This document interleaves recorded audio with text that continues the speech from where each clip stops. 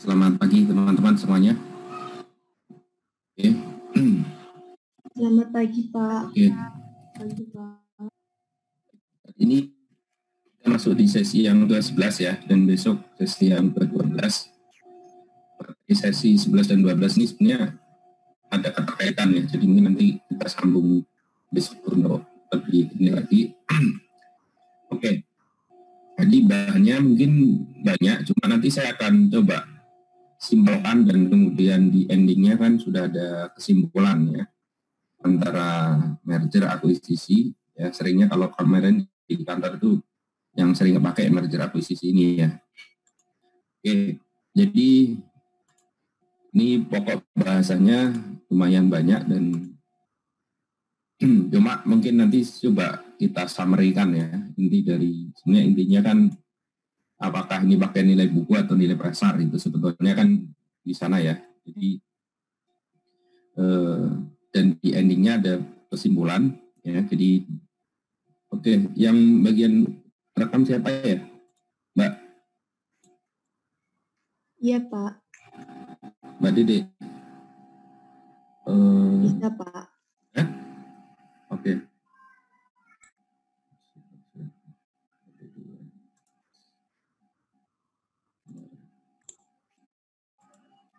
Minta izin Pak buat record. Iya, oke, siap. Baik. Ya, jadi kita akan masuk di sesi yang ke-11 mengenai penggabungan, peleburan, pemekaran, dan likuidasi. Atau kalau di dalam corporate action itu biasanya yang paling familiar ya, merger dan akuisisi. Nah, kita masuk di sesi yang ke-11 dan nanti kita ada keterkaitannya juga dengan sesi yang ke-12 ya, antara penggabungan, peleburan, pemekaran ini dengan investasi saham dan juga aspek dividen. Nah, kita coba overview dulu ya. Jadi kalau kita melihat siklus sebuah perusahaan itu biasanya kan diawali biasanya usaha orang pribadi, kemudian membentuk CV karena itu yang paling mudah. Kemudian kalau CV itu sudah berkembang, dia akan menjadi perusahaan go public ya, IPO. Nah, kalau IPO perusahaan go public ini sudah istilahnya ya sudah masanya mungkin harus private ya, di listing istilahnya, bisa juga nanti dibubarkan atau likuidasi. Nah, ini antara akuntansi dan juga perpajakan kan masing-masing mengatur ya. Ya.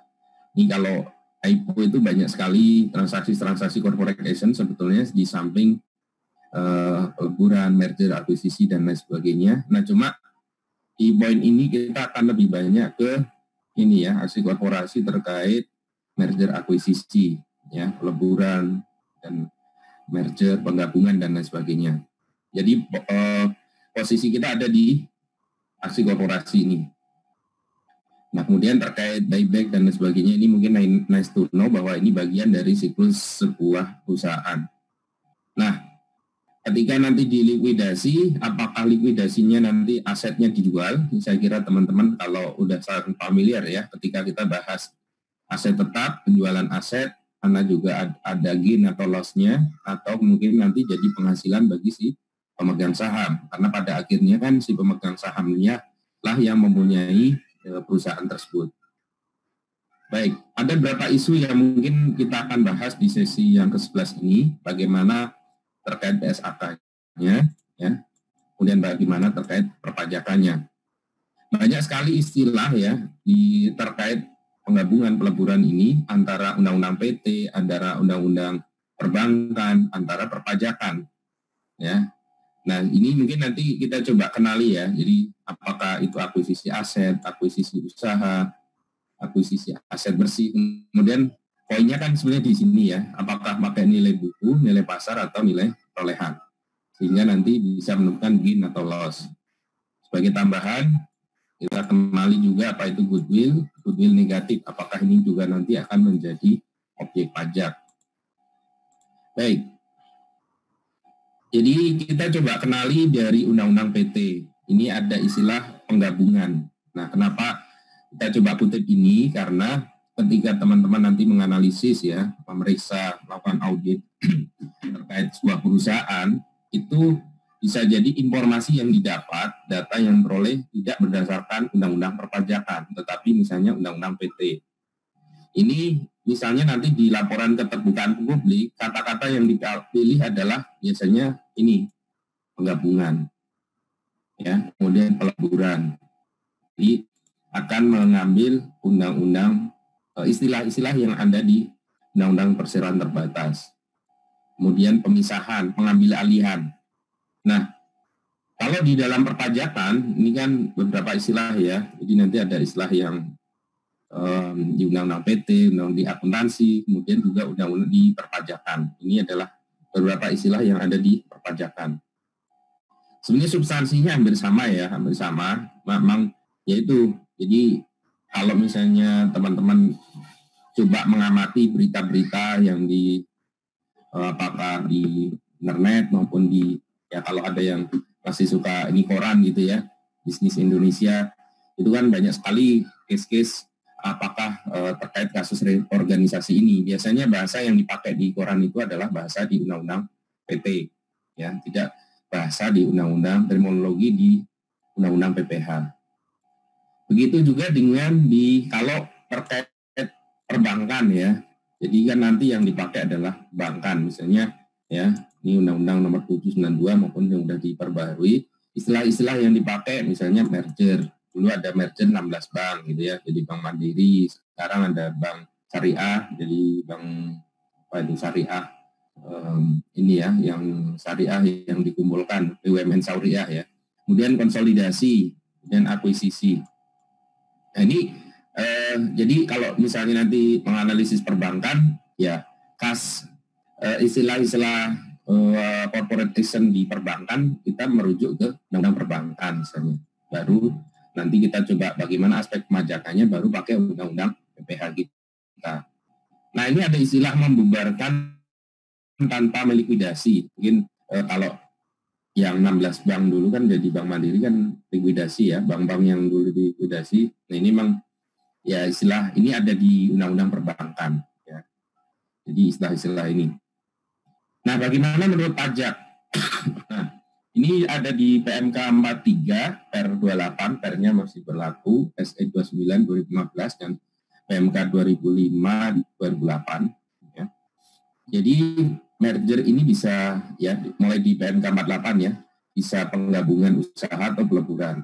Kemudian penggabungan ya ini menggabungkan 2 atau lebih badan ya yang terbagi atas saham ya. Yang jelas terbagi atas saham berarti PT ya. Kemudian nanti salah satunya tidak punya sisa kerugian atau punya kerugian yang lebih kecil. Kemudian peleburan ya, melebur 2 atau lebih ya, menjadi badan usaha baru.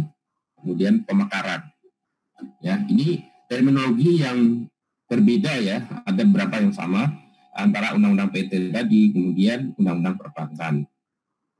Baik, mungkin sebagai ilustrasi ya, penggabungan PTA, PTB jadi PTA, ini penggabungan. Kemudian peleburan PTA sama C jadi PTA sama B jadi PTC. Kemudian nah ini istilahnya yang kita kenal sebagai merger gitu ya, merger ya, penggabungan. Nah, ini bisa dinilai dengan nilai buku dan juga nilai pasar gitu ya, nilai buku atau nilai pasar. Nah, berikutnya yang pemisahan.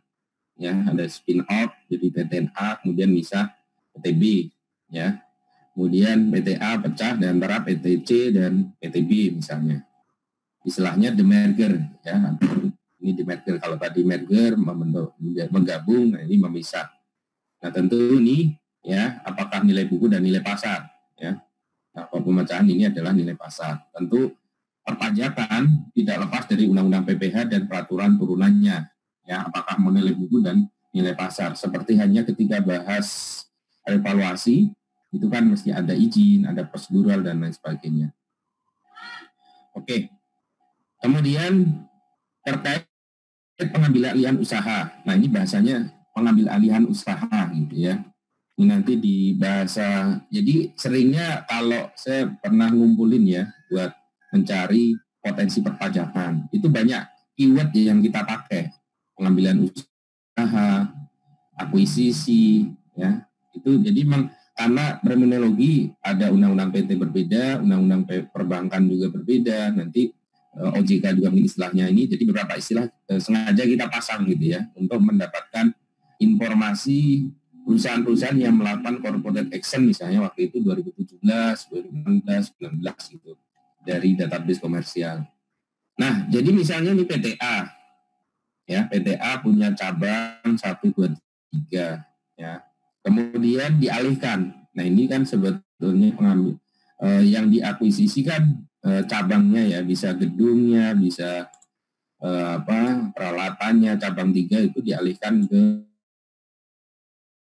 PTB. Jadi ini sebenarnya adalah cabang 3 dijual ya PTB. Misalnya kalau ada restoran kemudian dijual, itu kan sebetulnya lebih ke pengambilan alihan usaha.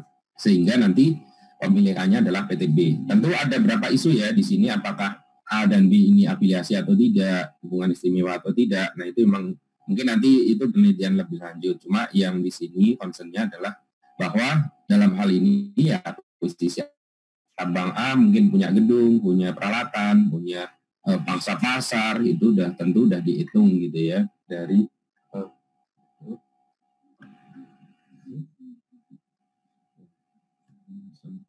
ya, jadi seperti hanya ini ya, sehingga nanti PTB dia akan memiliki cabang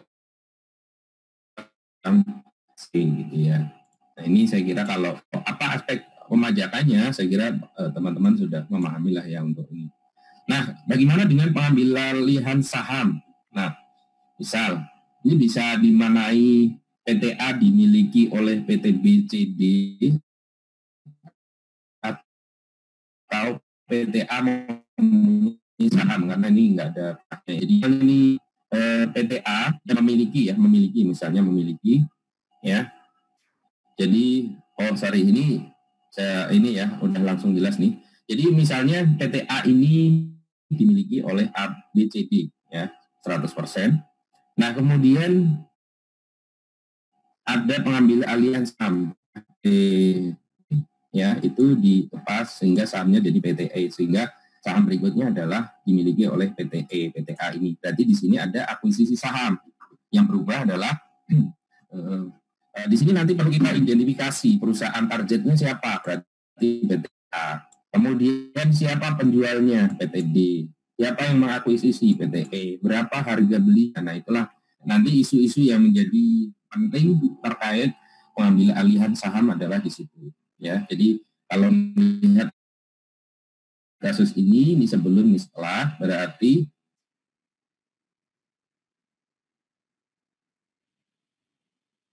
akuisisornya ya itu yang penjualnya adalah PTB karena dia punya saham PTA kemudian dijual ke PTE. Jadi kemungkinan siapa yang mengakui capital gain ya itu bisa jadi nanti adalah PTB ya. Oke. Nanti kita akan berdalam di sesi yang ke-12 terkait investasi ini ya. Apalagi nanti terkait sahamnya itu luar negeri atau dalam negeri, domestik. Kalau ini case-nya domestik semua. Oke, jadi kalau akuisisi aset, lihat bahwa di sini ya usahanya ya. Nah, kalau ini kepemilikan. Baik. Nah, tentu apakah ini nilai ya harganya ya, harga belinya, apakah harga ini ya tentu ini harga pasar ya, atau harga perolehannya berapa. Nah, ini kan nanti sesuai kesepakatan ya. Oke.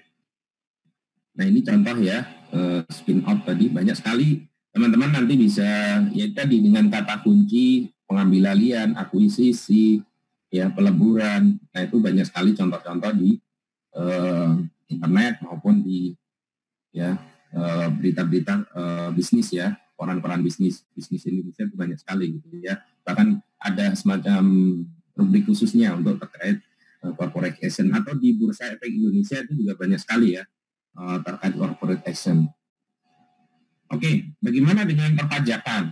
Nah, keuntungan karena penjualan atau pengalihan harta ya, ini pasal 4 ayat 1 huruf D ya, itu termasuk diantaranya tadi likuidasi, penggabungan, peleburan, pemecahan, pengambilan alihan usaha, atau reorganisasi dengan nama. Nah ini kalau udah bicara dengan nama dan dalam bentuk apapun. Nah ini kalau ada keuntungan, nah berarti kan akan menjadi objek pajak pasal 4 ayat 1 Undang-Undang PPH.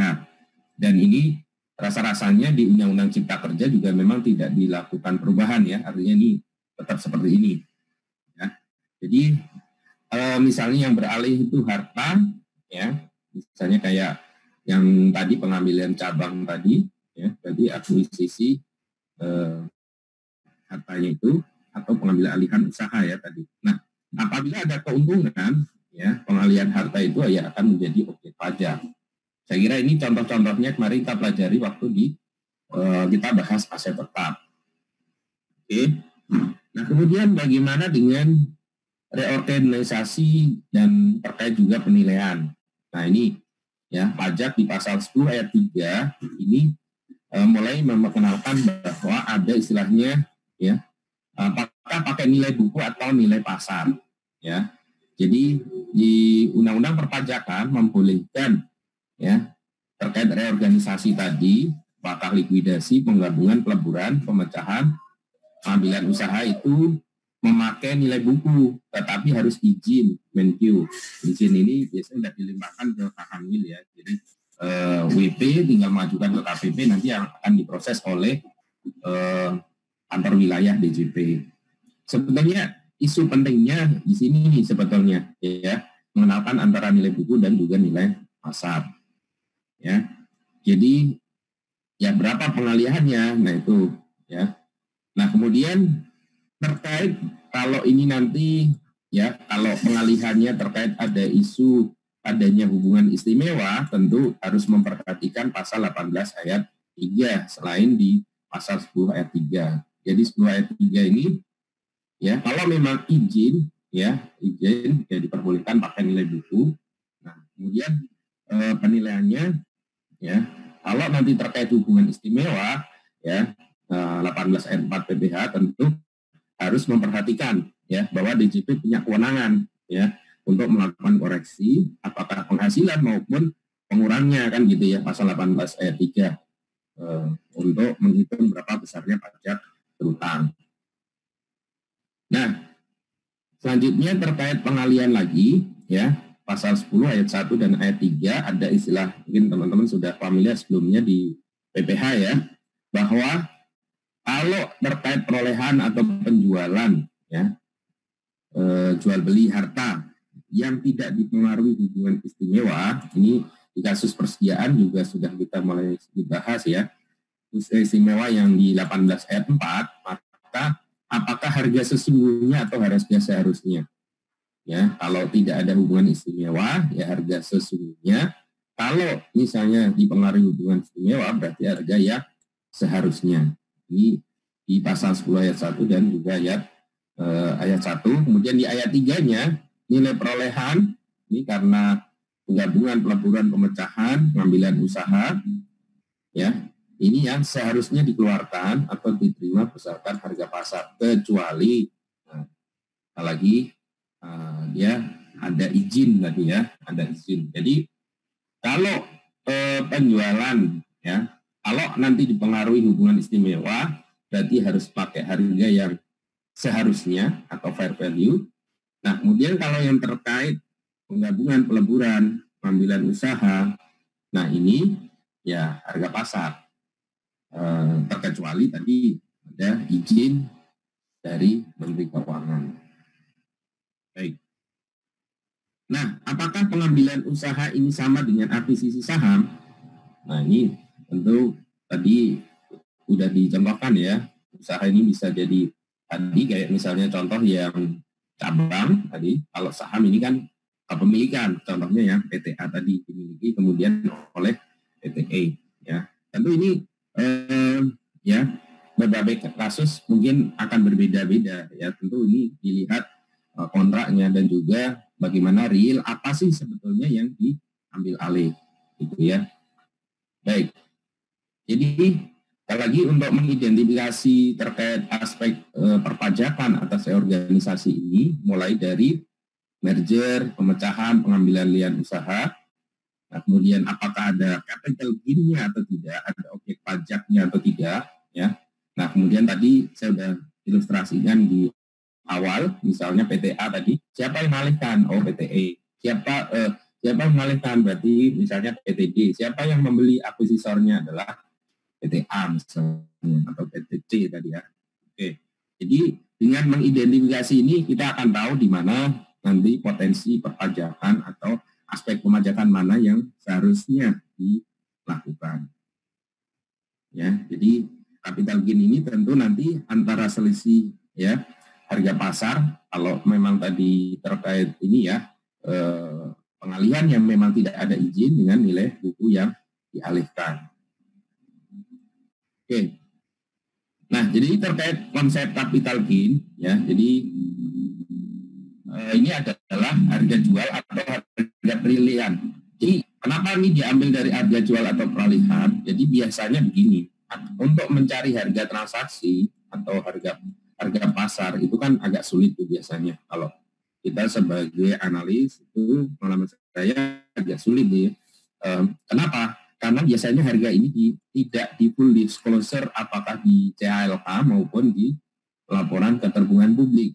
Ya, samar nih biasanya harga transaksinya sekian, itu jarang sekali yang mengungkap bahwa terjadi kayak tadi misalnya jual beli saham, jual beli aset itu disebutkan secara keterbukaan atau KPPU ya, Komisi Pengawas Pelaksanaan Usaha itu juga merilis mengenai adanya laporan kalau ada peralihan. Nah itu jarang sekali dia mendeklar. Kalaupun ada istilahnya rumor ya, rumor itu biasanya di koran atau di bahwa oh PT ini akan membeli ini nilainya sekian. Nah itu kan kalau dibuat untuk menghitung pajak kan susah, nggak bisa karena ya bahasa rumor kan belum ada kepastian hukum. Nah yang kuat kan apakah nanti misalnya resmi. Nah biasanya harga jual itu jarang yang mengungkap, biasanya pihak akuisisornya, pembelinya.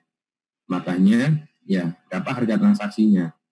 Malah saya pernah baca itu harga transaksi sengaja RP 00. Kenapa? Ya mungkin ya saya pernah tanyakan ya karena rahasia gitu. Nah kemudian nanti tinggal dibandingkan dengan nilai sisa buku atau nilai perolehan awal. Jadi kalau saham misalnya saya beli waktu itu 100, kemudian saya jual jadi 1000, ya gampangnya kan ada keuntungan tuh capital gain ya. Jadi saya adalah 900 misalnya. Nah tinggal nanti kalau jual beli saham ini terkait hubungan istimewa ya dicari harga pasarnya kan gitu ya. Itu nanti siapa yang mengakui capital gain ya tentu pihak yang menjual tadi ya, bukan perusahaan targetnya. Nah ini ya. Oke. Ya, jadi biasanya yang paling gampang untuk mencari ya trigger data awal itu adalah di ya akuisisornya. Biasanya dia lebih terbuka, walaupun kadang juga untuk harganya berapa itu tidak seterbuka, artinya menginfokan di publik gitu ya. Oke, jadi ini sebagai contoh ya, misalnya gini ya. Ini contoh di laporan keuangan PTSI menandatangani jual beli. Nah, dengan PT ini. Ini kan nggak secara berapa nih. Nah kalau ini misalnya adalah harga perolehannya 22 sekian, nilai bukunya 21 ya. Nah kemudian misalnya ini dialihkan, nah 21 sekian, gain atau loss, berapa atau gain atau loss-nya. Nah ini kan tinggal nanti di apakah tadi misalnya dari book value atau cost-nya tadi ya. Nah tentu informasi ini hanya sebagian ya, tapi ini menjadi trigger untuk menentukan capital gain-nya ya, atau gain atau loss. Nah, informasi inilah yang biasanya biasa dalam tanda kutip ditutup-tutupi atau kalaupun ada itu dikosongin gitu untuk menilai ini. Oke. Nah, bagaimana dengan aspek PPN-nya ya terkait pengalihan, penggabungan, peleburan, pemecahan dan lain sebagainya itu tadi. Nah, terkait PPN ya. Nah, ini kan kalau ya di Undang-Undang PPN kan disebutkan ya, dan ini di Ciptaker juga tidak berubah ya, artinya ini masih seperti ini. Pengalihan BKP dalam rangka penggabungan, peleburan, pemekaran, dan seterusnya, sepanjang ya yang menerima pengalihan adalah PKP. Nah, gimana kalau non PKP? Ya berarti akan menjadi penyerahan pajak kan gitu ya. Ini kan terminologi bukan penyerahan pajak kalau yang menerima pengalihan adalah PKP ya. Sehingga nanti kalaupun ada PPN masukan bisa dikreditin gitu. Kalau non PKP ya tetap terutang akhirnya kan gitu. Ini kan mekanisme in out aja ya, masukan keluaran. Kemudian terkait pembubaran ya, ini juga ya BKP berupa aktiva untuk tujuan semula, ini pasal 16D kan ya, yang masih tersisa ya. Dan pada saat pembubaran, ini tidak dapat yang sepanjang tidak dapat dikreditkan, nah itu bukan kategori penyerahan tadi. Ya, oke, ya ini terkait PPN-nya. Nah, ini beberapa peraturan turunan, Perma 3 udah dirubah jadi ya per 25 ya, tapi per 28-nya masih eksis, artinya bagaimana kalau mau mengajukan izin buku, ya, ini beberapa ketentuan, misalnya harus WP badan terbagi atas saham, kemudian nanti surviving company yang meminta izin, gitu ya. Artinya apa, perusahaan yang masih eksis lah ya, survive itu yang minta izin, WP badan surviving itu kecil kerugiannya, ya. Kemudian WP badan surviving company tidak boleh mengkompensasi rugi, ya. Kemudian memenuhi bisnis purpose di per 28 itu nanti ada isian mengenai bisnis purpose, atau tadi alihkan aset tetap, ya. Kemudian pengajuan 6 bulan setelah efektif dan proses 1 bulan, ya. Ini. Baik. Nah, ini contoh ya per 28-nya. Jadi per 28 itu ada isiannya banyak gitu ya. Kalau mau, ini salah satunya bisnis purpose-nya. Jadi mengajukan ini. Ya, badan usaha yang mengalihkan, badan usaha yang menerima pengalihan. Kemudian sesudah dan peleburannya. Sehingga nanti diperbolehkan menggunakan nilai buku sehingga aspek mengenai capital gain-nya tadi tidak menjadi objek pajak. Oke. Baik. Nah, kemudian tentu setelah ini nanti ya, setelah dapat izin ya 5 tahun, misalnya dia menjual, artinya kan tidak memenuhi syarat. Nah, berarti kena lagi nilai pengalihan pengetaran dihitung berdasarkan nilai pasar. Jadi setelah dapat nilai buku, mestinya tidak boleh dijual selama 5 tahun. Tetapi misalnya sebelum 2 tahun sudah dialihkan, nah, tentu ini nanti mengikuti penghitungan capital gain seperti biasa ya dengan harga pasar. Oke, dan ini ya cara resumnya ya. Jadi tadi terkait ya reorganisasi ini, entah likuidasi, penggabungan, peleburan, pemekaran, pemecahan, pengambilan usaha. Ya, ini terminologi di PPH kita ya. Pasal 4 ayat 1, pasal 10 ayat 3. Nah, kalau ada keuntungan, ya berarti objek pajak, ya kan bunyinya begitu ya. Nah, berarti merujuk ke 10 ayat 3, itu menggunakan nilai pasar, tetapi diperbolehkan pakai nilai buku. Ini yang masih PMK 43 ya, PMK 43 2008. Ya, jadi diperbolehkan menggunakan nilai buku, tapi ya secara umum kalau dia nggak izin, ya berarti pakai nilai pasar.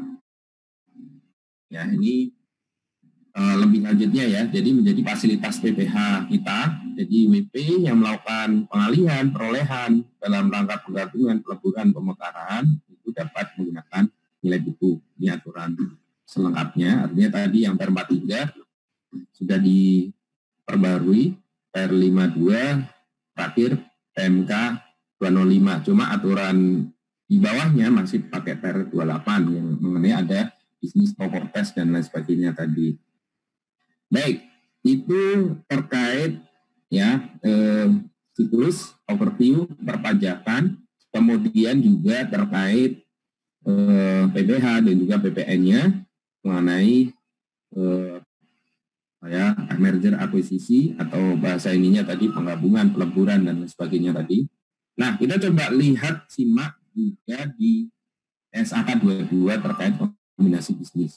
Ada beberapa isu tentu di sini, mulai dari definisi, seperti tadi akuisisi aset, akuisisi saham, nilai wajar, ya, imbalan yang dialihkan, goodwill, ya, saham minoritas, ya, working progress atau goodwill negatif. Nah, ini adalah beberapa isu di PSAK 22. Bagaimana penerapan ini? Nah, coba kita lihat ya. Nah, istilah-istilahnya juga ya yang perlu kita pahami. Jadi kita sudah memahami beberapa istilah di Undang-Undang PT, kemudian di Undang-Undang Perbankan, kalau itu kasusnya perbankan, kemudian di CALK. Saya kira teman-teman yang sudah membuka ini ya laporan keuangan, istilah-istilah ini banyak tersebar di laporan keuangan ya, melakukan penerapan PSAK 22 ini ya. Jadi kalau misalnya di kebijakan akuntansi perusahaan itu menerapkan PSAK 22, berarti ada kemungkinan dia melakukan aksi korporasi, merger, akuisisi, penggabungan peleburan, dan juga lainnya tadi. Nah, saya kira tepat untuk mendalami dari untuk pendalaman dari laporan dari sesi yang ke-11 ini. Oke, ini yang tidak diterapkan di PSAK 22. Nah, kemudian ya yang jelas kalau akuisisi aset kan sebenarnya kayak jual beli aset biasa saja gitu ya. Oke. Nah, ini contoh ya akuisisi aset. Jadi ini di CLK ya teman-teman, di CLK misalnya LH ini biasa kan singkatan ya. LH ini nama lengkap PT LH gitu ya. Jadi misalnya perusahaan memperoleh persen kepemilikan atas LH dengan harga perolehan. Nah, ini bonus nih ya. Enak nih kalau dapat kayak ini ya. Harganya ketahuan 14 miliar sekian ya.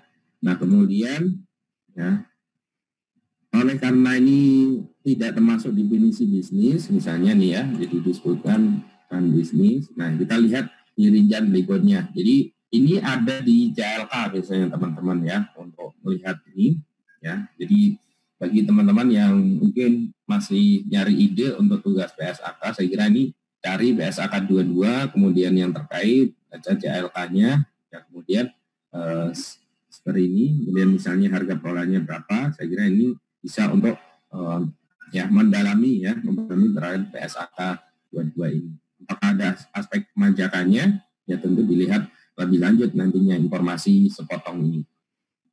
Jadi masih dilihat dulu ya, apakah yang dialihkan itu aset, bisnis, atau net aset. Ya, bisnis itu kan ya seluruhan ya, kalau teman-teman yang belajar manajemen proses bisnis kan bisa input, proses, outputnya gitu ya. Sehingga itulah sebenarnya yang dialihkan kalau itu adalah bisnis gitu ya. Makanya perlu dilihat. Nah, di sini nanti ya, tadi di awal saya coba udah kenalkan siapa pengakuisisinya, nilainya, kemudian apa yang diakuisisinya, kemudian nilai wajar, ini atau underlying transaction. Ini sekira nanti kalau dipakai untuk menentukan harga pengalihan terkait yang dipengaruhi oleh hubungan istimewa. Ya, tentu misalnya nih ya, ada Bank A, Bank B, ya, apakah ini mau diakuisisi, tentu nanti perlu dinilai. Dan ini biasanya appraisal yang akan melakukan penyelesaian nilai wajarnya berapa. Oke. Ya, untuk menentukan fair value-nya. Nah, ini ada beberapa metode ya terkait untuk menentukan nilai wajar. Ya, trading misalnya sekuritas, nilai pasar, piutang, pakai nilai yang menggunakan nilai tingkat suku bunga, kemudian persediaan kemarin itu ya, harga jual dikurangi biaya penjualan atau NRV kemarin ya. Tuh, kemudian persediaan dalam proses, harga jual dikurangi biaya penyelesaian, bahan baku ini juga masuk ke persediaan, tanah bangunan berarti nilai pasar atau nilai realisasi neto. Pabrik pakai appraisal ya. Tentu kalau ini mau di akuisisi ya atau digabung tentu akan sebelumnya didahului dengan penilaian oleh penilai independen. Oke, nah sekarang kita masuk ke kaitannya dengan goodwill ya. Nah, goodwill ini kan terjadi karena adanya ya istilahnya pengambilan alih usaha dan nanti adanya laporan konsolidasi. Nah, jadi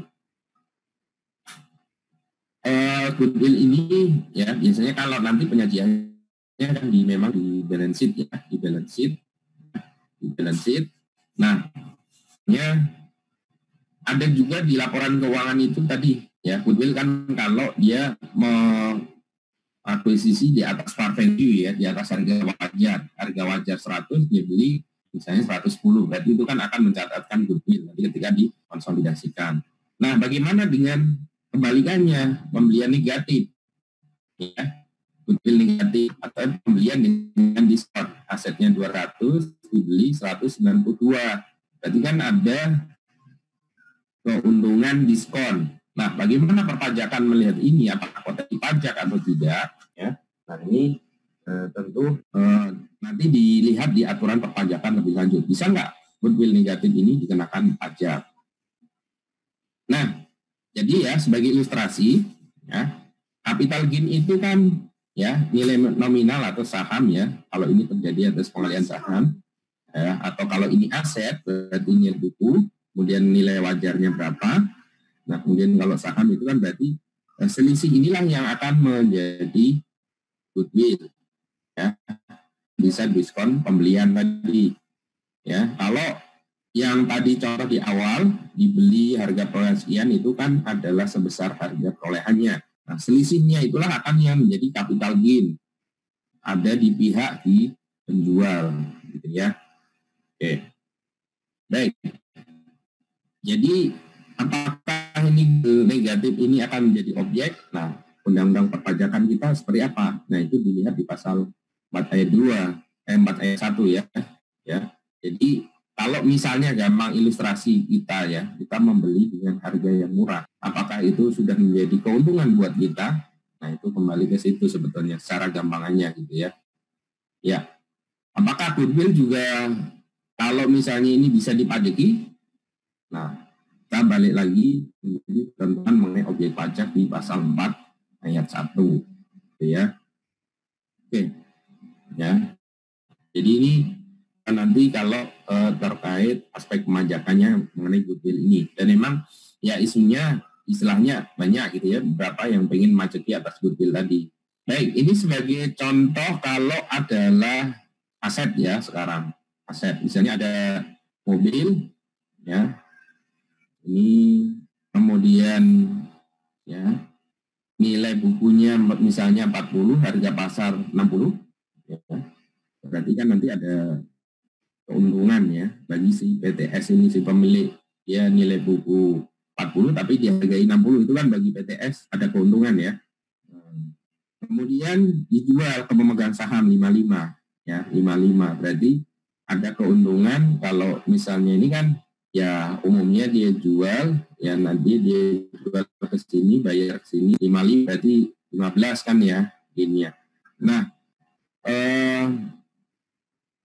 ya harga jualnya 55 kan dia bayar transfer ke PTS adalah ya 55 ya, tentu secara ini akuntansi dia akan dapatin 55. Cuma kalau ketentuan perpajakan ya, tentu karena ini adanya hubungan istimewa ya, berarti nanti harus ya mencatatkan lagi bahwa ada keuntungan sebesar ya 5 juta lagi ya gitu ya. Artinya selain 15, artinya kan karena di pengaruh hubungan istimewa tadi, maka kan 60 dikurang 40 kan keuntungannya. Jadi yang dipakai adalah harga pasar. Nah, terkait beli diskon ya, ya yang kedua, jadi ini sih sebetulnya ya, nanti si pemegang sahamnya ini ya, dia cukup bayar 55 ya, padahal harga pasarnya 60 gitu kira-kira ya. Walaupun ini sebetulnya agak debatable ya untuk membuktikan ini gitu ya, karena kalau mengenakan aspek pajaknya untuk case yang beli diskon ini. Kalau untuk yang pertama saya kira clear ya, keuntungannya itu adalah ya ke harga pasar. Oke. Jadi di sini kita coba mulai petakan ya, apa posisi aset atau aset, mengakui gain atau loss waktu kita bahas tentang aset tetap. Nah, akuisisi saham mungkin nanti kita akan lebih berdalam di sesi yang ke-12 ya. Ya, akuisisi saham. Nah, kemudian Siapa pengakuisisinya? Ini yang harus clear ya. Siapa yang melakukan membeli aset dan lain sebagainya, termasuk siapa yang membeli saham. Kemudian ya pemegang sahamnya, pemegang targetnya, kayak tadi contoh di awal saya sebut PTA gitu ya. Berarti perusahaan targetnya, jadi ada akuisisor, ada pihak penjual, ada perusahaan target, juga ada nilai dan kapan perusahaan itu diperjualbelikan. Ini contoh ya, misalnya ada bisnis saham itu biasanya diumumkan di koran-koran bisnis atau koran nasional ya bahwa akan ada pengambil alihan. Nah ini bahasanya kan bukan bahasa pajak ya, bukan bahasa perpajakan, tetapi apa bahasa undang-undang PT pastinya karena dia untuk publik gitu ya. Nah, di sini ada perusahaan yang sahamnya dijual, nama PT Prima Palma. Kemudian proporsi sahamnya mau diperjualbelikan 99,997 gitu ya. Kemudian siapa penjualnya? Ini LNP Resource gitu ya, beralamat di Sisles. Berarti ini penjualnya. Kemudian domisilinya di Sisles. Berarti nanti ada aspek pemajakan terkait apakah 26 atau tidak. Nah itu kan nanti perlu dilihat ya PPA 26 atau capital gain, ada hak pajak atau tidak. Siapa pembelinya? Nah PT Citra. Nah, ini adalah contoh-contoh informasi yang terbuka di publik itu biasanya ada di pihak yang mengakuisisi. Sangat jarang kalau pihak sebagai penjual itu mempublish di laporan atau di keterbukaan publik karena udah tahu risikonya kan kalau sebagai penjual dia melakukan pengumuman seperti ini, nah itu kan nanti ya pajak udah langsung akan wah ini tanyain gitu. Tapi kalau dari pembeli, nah itu memang kalau sebagai analis maupun pemeriksa gitu ya terkait perpajakannya, nah memang trigger awal biasanya dari pihak pembeli. Ya, informasi itu lebih banyak juga kalau pihak pembeli. Oke. Jadi di sini ada berapa istilah ya. Jadi akuntansi ada PSAK 22 tadi kombinasi bisnis, akuisisi aset, proses metode, all interest, nilai wajar, nilai yang diarahkan, goodwill, keuntungan, ya, dengan beli diskon, kontingensi bisnis, ya, dengan pengendali. Nah ini dipajakkan ini nih ya. Jadi mungkin teman-teman yang sudah baca Ciptaker di PPH kan juga nggak banyak berubah terkait pasal 10, pasal 18 itu kan nggak banyak berubah ya. Pasal 4 nih khususnya terkait merger akuisisi, penggabungan dan lain sebagainya. Dan ini istilah di pajak nih. Reorganisasi, tadi pasal 4 banyak sekali istilahnya, likuidasi, penggabungan, peleburan. Nah, kata kunci kan dengan nama dan dalam bentuk apapun. Artinya ya kalau entah itu merujuk ke undang-undang PT, perbankan, maupun PSHK, ya pajak dia sapu bersih lah kira-kira gitu. Kemudian nilai sisa buku harta, nilai pasar, pengalian harta, terus penilaian tadi terkait pasal 10 ya, ayat 1 dan juga ayat 3 tadi. Kemudian harga jual berdasarkan harga pasar, kemudian turun harta, kemudian selisih antara harga pasar dan nilai sisa harta. Nah, ini teman-teman mungkin nanti silakan kalau contoh variasi kombinasi bisnis ini ya teman-teman mungkin yang belum dapat ide makalah bisa ya triggernya kalau ingin cari ini googling aja dulu ya akuisisi pengambilan usaha atau mungkin ada info rumor atau sekilas baca nah kemudian coba cek di Bursa Efek Indonesia atau di terbukaan publik untuk melihat beberapa kombinasi bisnis ini ya menjadikan makalah gitu ya.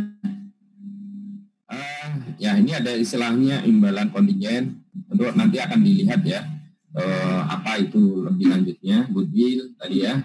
Ini ada berapa IPI, SMI, SMB ini kan anak ya biasanya ya anak ya. Kemudian ada mencatatkan goodwill ya ini karena adanya akuisisi ya. Nah kemudian tadi contoh yang beli diskon ya beli diskon. Beli dengan harga diskon lah kira-kira begitu ya beli dengan harga murah ya oke.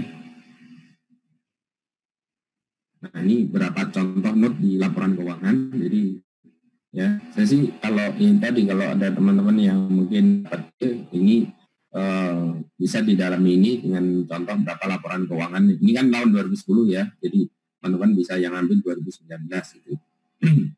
Oke, jadi nilai bukunya berapa, nilai wajarnya berapa ya.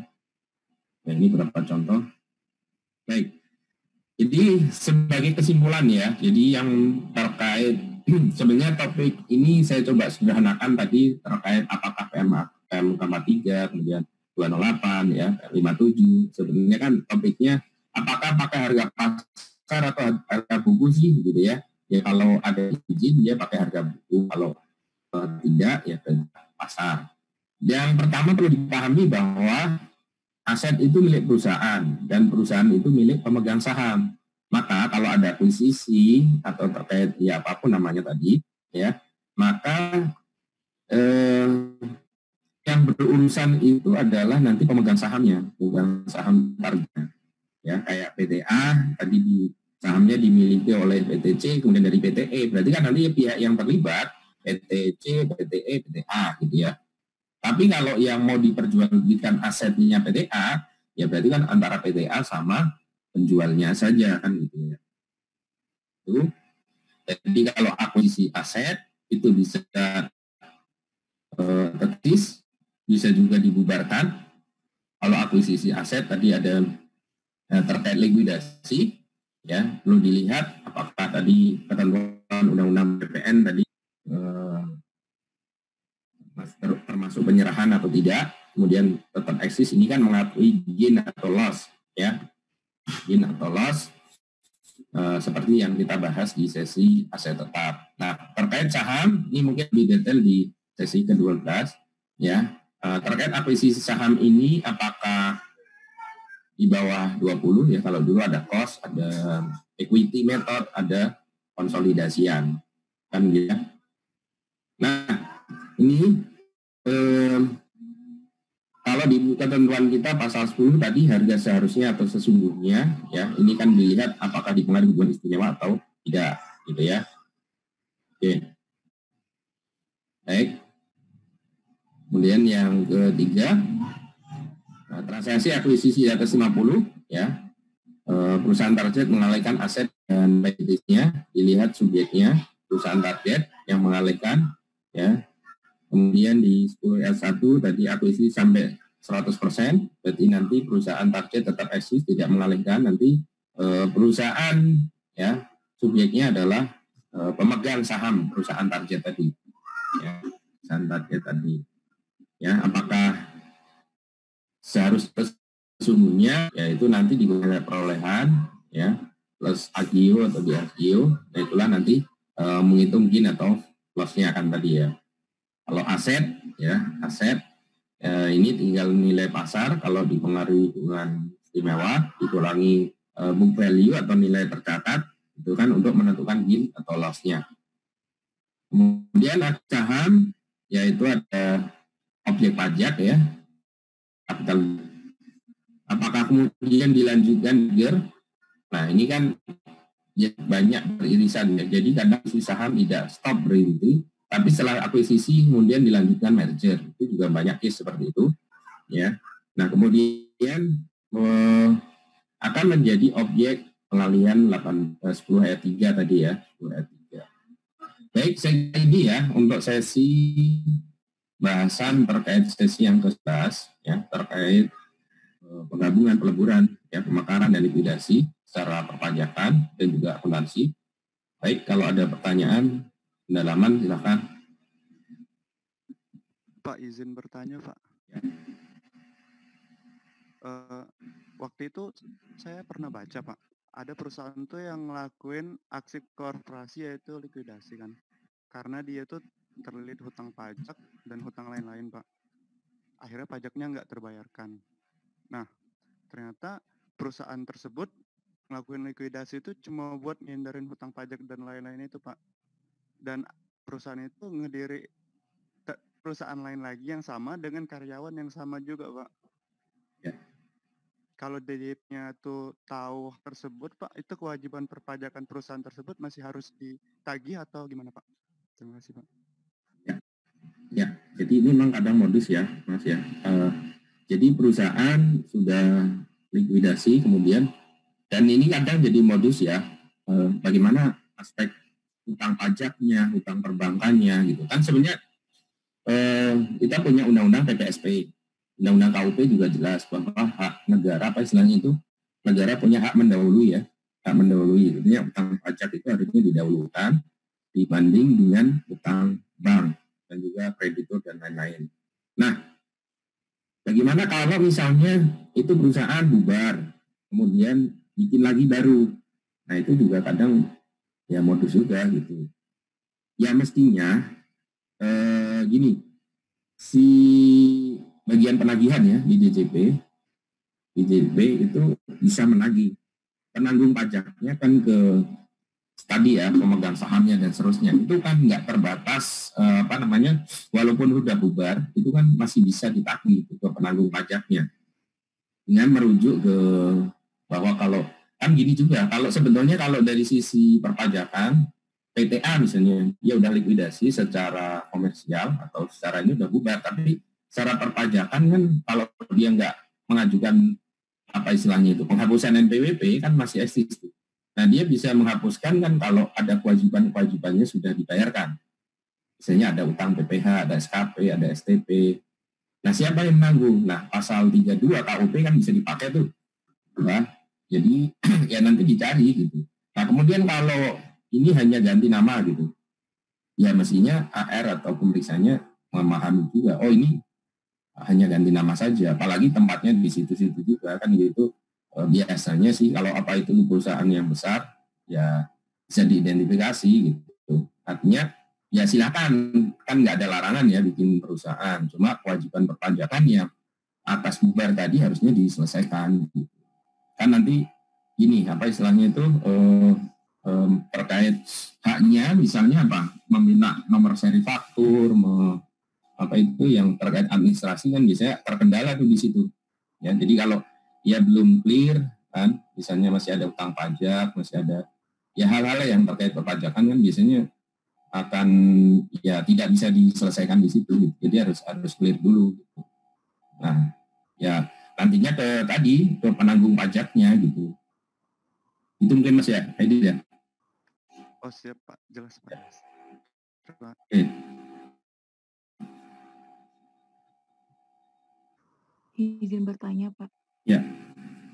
Tadi saya masih bingung yang terkait kapital atas saham itu Pak. Bedanya dengan saham itu apa ya Pak? Soalnya kan ada PPh final atas penjualan saham itu saya bingung bedainnya sama yang capital gain.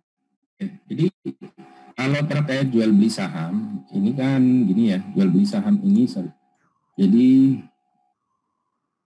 terkait jual beli saham itu kan mesti dilihat. Ini mungkin nanti nyambung ke sesi yang ke materi kedua. Jual beli saham kalau itu perusahaan go public kan sudah final, ya ada PP khusus tuh. Jadi kalau Mbak Cynthia misalnya punya saham di Indofood, kemudian dia jual, itu kan udah otomatis pemajakannya final.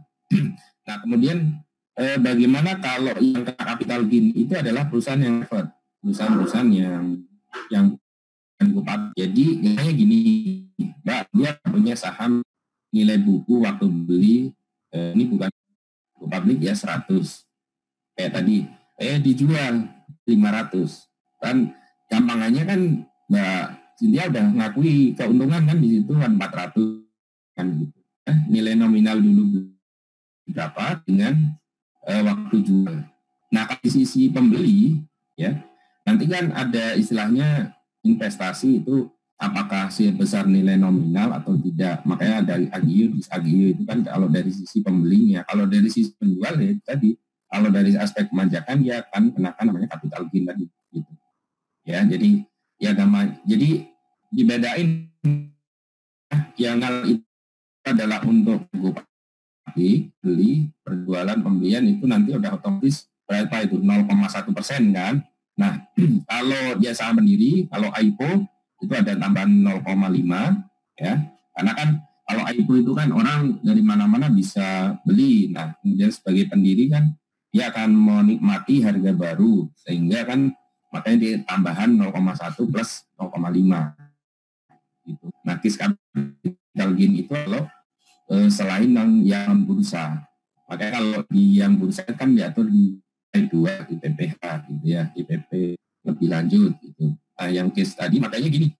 Saya waktu itu ketika nyisir ya, kadang gini, case-case seperti ini kita bisa dapat potensi pajaknya gede ya, satu aja dapat langsung miliaran gitu ya. Tapi memang nyarinya agak apa ya, kayak ini agak reward gitu ya, mencarinya. Saya pernah kumpulin ini tadi data dari 2015, 16, 17, kata kuncinya akuisisi segala macam.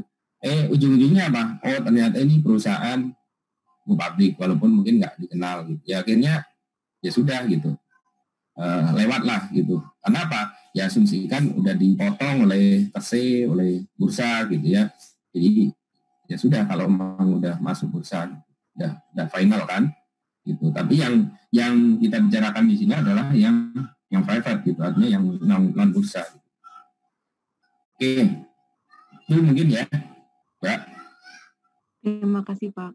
Ya, jadi kalau agio, disagio itu kan lebih ke si investornya ya, si pembelinya kan, mencatatkan kalau dari sisi akuntansinya.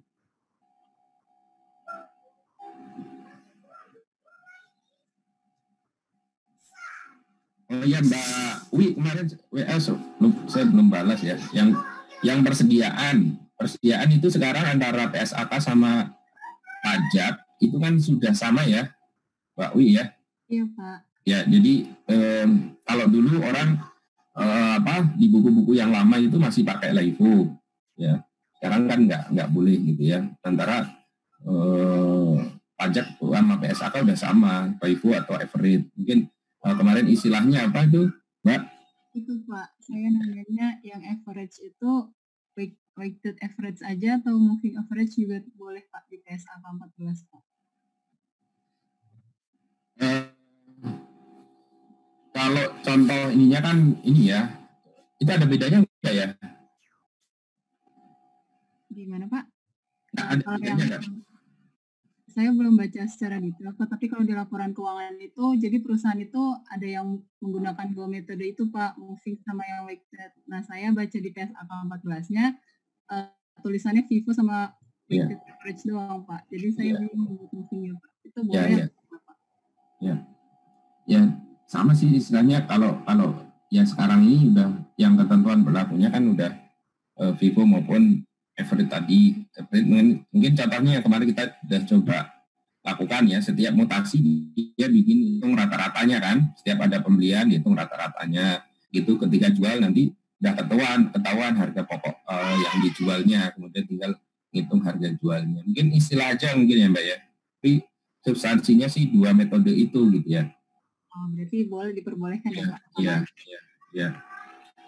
Kalau mungkin lebih detail coba dibaca kebijakan akuntansinya Mbak. Dia kan suka menjelaskan tuh di situ kebijakan akuntansinya apakah hanya istilah saja atau memang ya substansinya dua metode itu. Iya, baik Pak. Terima kasih Pak. Oke. Ada lagi? Ya, jadi poin materi 11 ini sebetulnya penekanannya tadi sih sebenarnya PMK 43 kemudian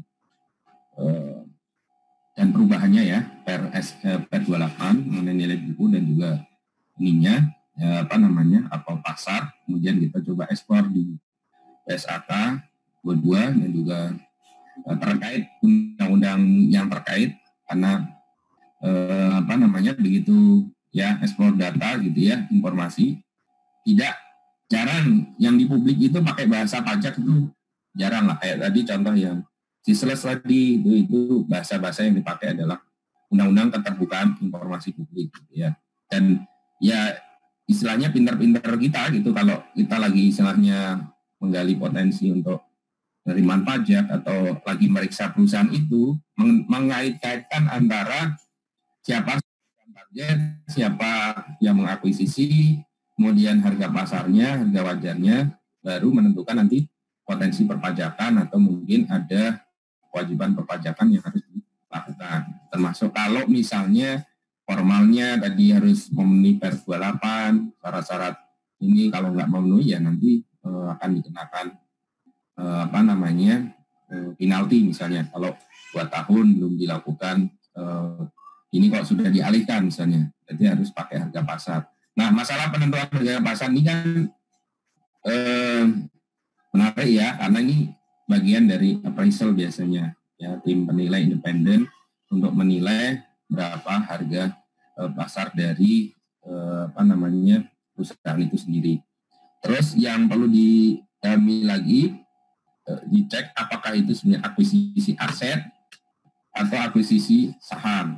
Ya, kalau akuisisi aset, saya kira teman-teman sudah familiar aspek pemajakannya, ya, dihitung capital gain-nya, kemudian kalau aset itu terkait hubungan istimewa, dinilai juga, kemudian harga yang pakai harga wajar, ada sisi penjual, ada objek 16D, sisi pembeli, ya, kalau tadi misalnya, walaupun itu sebenarnya agak sulit sih ya, yang beli diskon tadi, yaitu ya sebenarnya secara normatif bisa, cuma penerapan untuk mengenakan beli diskon itu agak sulit gitu, karena kalau WP-nya lah apa salahnya Pak saya beli diskon, makanya gini, ini ada orang jual karena butuh gitu ya, beli diskon karena kondisi seperti ini kan banyak orang jual murah gitu ya. Apakah kemudian kalau ini harga wajarnya harusnya 10, kenapa Bapak bisa beli 5, harusnya kena pajak nih 5. Nah itu kan kalau kondisi sekarang, lah emang apa salahnya saya beli dapat 5, penjualnya mau kok, dan ini nggak ada hubungan istimewa. Nah inilah, jadi mau ngain di diskon termasuk goodwill negatif tadi, sebetulnya ya dari sisi perpajakan masih ya seperti hanya kemarin OC itu kita majeki, ya belum realisasi lah namanya. Itu. Baik, itu ya. Ada lagi?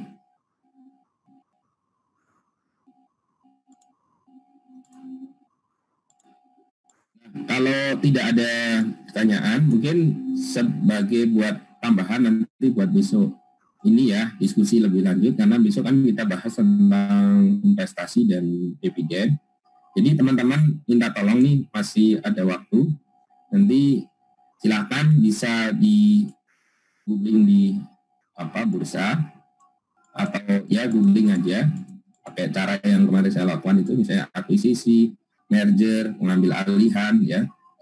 Nah kemudian ini berbagai sumber ya, silakan bursa atau dari internet ya, atau dari ya KPPU, Komisi Pengawas Persaingan Usaha, itu ada juga biasa merilis laporan tentang aksi korporasi yang di Bursa Efek Indonesia, ada internet ya. Di Bursa Efek itu ada ini khusus ya, laporan mengenai corporate action. KPPU juga ada dulu ya, kemudian dia merilis ya perusahaan-perusahaan yang apakah terkait ya ini, bahkan tadi yang saya contohin, misalnya harga dia belinya berapa dia sebutin. Nah setelah itu nanti teman-teman gini, buat ya semacam mid-map atau ringkasan singkat aja, contoh untuk melengkapi materi sesi ke-11 ini ya. Misalnya terkait apa tadi, misalnya merger ya, kemudian ya terkait merger, kemudian penggabungan ya silakan cari sebanyak-banyaknya ya, artinya misalnya ini perusahaan ini merger, ini spin off, ini ya seperti yang ada di pasal 4D tadi ya, jadi sesuai contoh. Nah kemudian kalau ini bisa ditentuin ya, siapa akuisisornya, siapa targetnya, perusahaan targetnya, kemudian siapa penjualnya ya. Ini kalau misalnya terkait pengalihan ya, jadi pihak-pihak yang terlibat lah ya.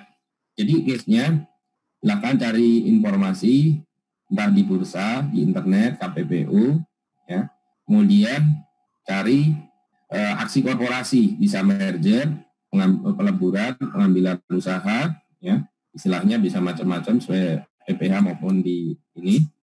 Nah kemudian coba identifikasi ya pihak-pihak yang terlibat. Ya, kalau pengambilan usaha siapa yang ngambil alih, targetnya siapa, kemudian ya kayak tadi kalau bisa misalnya negaranya mana, kemudian nilainya. Nah ini yang penting nih, berapa nilainya? Ya, jadi ya bisa silakan bisa kelipatan ya, maksudnya gini, bisa beberapa perusahaan ya pengalihan PTA, PTB ya. Cari sebanyak-banyaknya, ya sebanyak-banyaknya itu ya semaksimal yang bisa dilakukan lah teman-teman. Kemudian nanti kita lihat ini kira-kira potensinya seberapa banyak nih yang teman-teman bisa kumpulkan. Karena ini trigger awal nih, data awal ya. Jadi bebas apakah kasusnya pengambil alihan, merger, peleburan ya, bebas saja ya, yang relevan dengan pertemuan ke-11 dan juga nanti ke-12 besok. Nah, nanti kalau mau simpel ya dibuat tabel aja boleh. Jadi tabel aja. Ini nomor 1, ini keterangan misalnya nomor 1 terkait pengambil alihan atau akuisisi misalnya ya, bahasanya monggo aja ya, akuisisi, kemudian pihak terlibat, pihaknya siapa aja, kemudian ya kapan ya, tanggalnya kalau bisa, kemudian nilai, kemudian aspek pajaknya. Kira-kira apa? Simpel aja, jadi nggak perlu detail. Misalnya nih, ngambil alihan, oh ini ada kemungkinan pasal 4 ayat 1D tadi ya, pasal 1D. Oh ini ada perusahaan misalnya dia membeli, kan bisa juga ya. Jadi trigger paling gampang teman-teman bisa dari sisi pembeli ya. Misalnya membeli sahamnya PT A. Siapa yang terlibat? Oh PT A, PT B, PT C. Kapan? Tanggal sekian. Berapa nilainya? Sekian. Nah, jadi nilai aja, nggak usah dihitung ini potensi pajak. Jadi rupiahnya, kemudian nanti silakan di total. Ya, total. Ini buat sekaligus buat bahan diskusi besok ini ya. Nah, ini kira-kira aspek pajak yang terkait apa ya. Jadi fokusnya ke materi penggabungan, ya, likuidasi. Kalaupun likuidasi, berapa nilai likuidasinya misalnya ya. Akan likuidasi nilainya sekian gitu ya. Nah, kira-kira nanti pajaknya apa saja ya. KPPN gitu ya. Nah, itu. Ini saya kira buat tambahan pengayaan. Ada pertanyaan? Tidak perlu dikumpul, tapi nanti aja. Yang penting besok udah siap gitu ya. Kalau nanti minta tolong dicontohkan ya. Itu kira-kira. Jadi buat tambahan diskusi besok gitu. Ya, jadi materi besok adalah target investasi dan dividen. Nah, jadi biar nyambung. Jadi hari ini teman-teman masih ada waktu, silakan nanti ya dibuat seperti ini.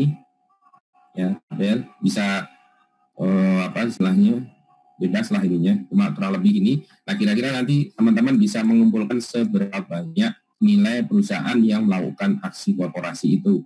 Nah ini kan data awal nih ya, masalah nanti aspek pemajakannya saya kira akan lebih mudah. Cuma ini yang agak ribet pengumpulan data awal yang karena gini, dari misalnya dapat ngumpulin 10 gitu ya, terkumpul 10 triliun. Nah nanti kita cek lagi apakah benar ini akan menjadi potensi pajak atau pengenaan pajak. Nah itu kan bisa dilihat apakah ini perusahaan masuk bursa atau tidak gitu. Tapi untuk data awal silakan aja semua dimasukkan ya pengumpulan terkait aksi korporasi ya dimasukkan, entah itu akuisisi aset maupun akuisisi saham dikumpulkan saja ya. Oke, ada pertanyaan? Untuk tahunnya tidak dibatasi ya Pak? Kalau bisa yang ini ya, yang jatuh tempo ya. Artinya berarti ya kalau sekarang 2021 ya 2016 lah ya, 16, 17, 18, 19, 20. 16 sih sebetulnya udah ini ya, 17 deh Mbak, karena 16 kan effortnya setahun, nanti nagihnya nggak ini ya, 17 deh, 17, 18, 20 ya. Jadi kalau 16 itu biasanya effort di pengawasan, di pemeriksaannya perlu waktu, khawatirnya malah nanti nggak tertagih gitu. Jadi 17, 18, 19. Jadi teman-teman mungkin yang ini mencari datanya monggo aja. Karena ini sebenarnya lebih ke ya tadi effort untuk pengumpulan data informasinya. Nah, termasuk kalau kalau yang makalah gimana nih? Udah pada siap?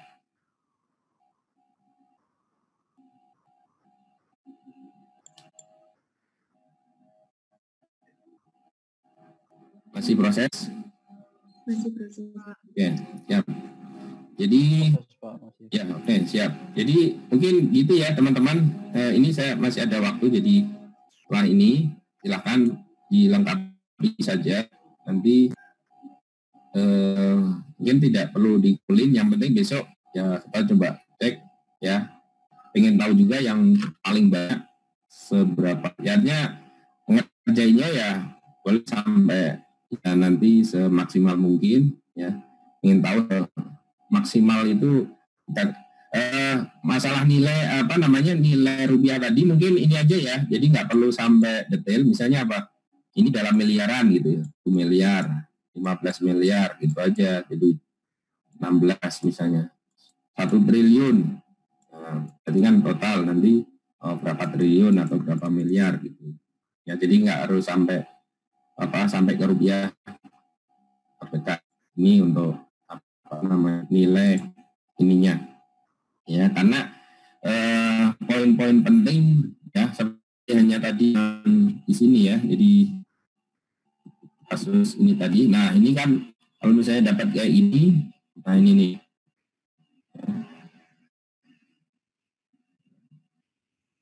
nah ini kan bisa juga dari seperti ini nih, koran, mungkin di rumah ada yang masih langganan koran nggak pakai buka-buka ada rencana pengambil alihan. Nah, artinya kan ini ada yang dijual nih ya, PT5 proporsinya 99, penjualnya di Sisles. Nah, makanya nanti kita bahas bagaimana kalau penjualnya di Sisles, penjualnya yang beli di Indonesia kan berarti ya, kemudian pembelinya misalnya PT Citra. Nah, harganya berapa? Nah, silahkan ditulis ya.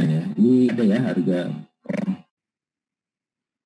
Nah biasanya emang gini, dia yang dijual itu tidak disebutin, cuma dia berapa saham, seringnya begitu. Kalau nilai ya silahkan, nanti mungkin teman-teman bisa dapetin aja di transaksi tahun 2017, 18, 19, 20 deh, 4 tahun ya, 4 tahun terakhir. Ya, dokumentasi proporsional saja ya. Oh ya, izin Pak terkait penulisan maka harus ada mengingat ya sebenarnya sih kalau yang makalah ya ada rumusan masalahnya, karena kan biar teman-teman bisa membahas gitu. Kalau nggak dirumusin masalahnya nanti malah sulit bahasnya gitu ya. Jadi yang seperti yang makalah sesi 1 aja kemarin kerja mungkin bisa sinkronkan dengan materi yang ada sekarang gitu. Tuh.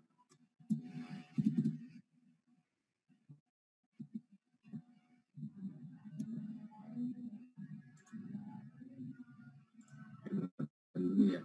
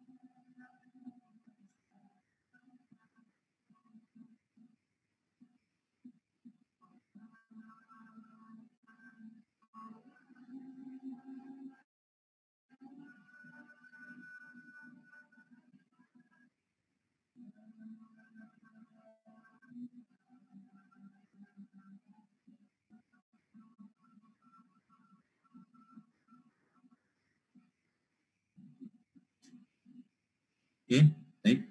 Jadi itu ya mungkin sesi ini, selebihnya monggo nanti dilengkapi sekaligus buat bahan diskusi besok. Mungkin sebelum ditutup, nanti setelah teman-teman lanjutkan untuk latihan mandirinya, ada pertanyaan?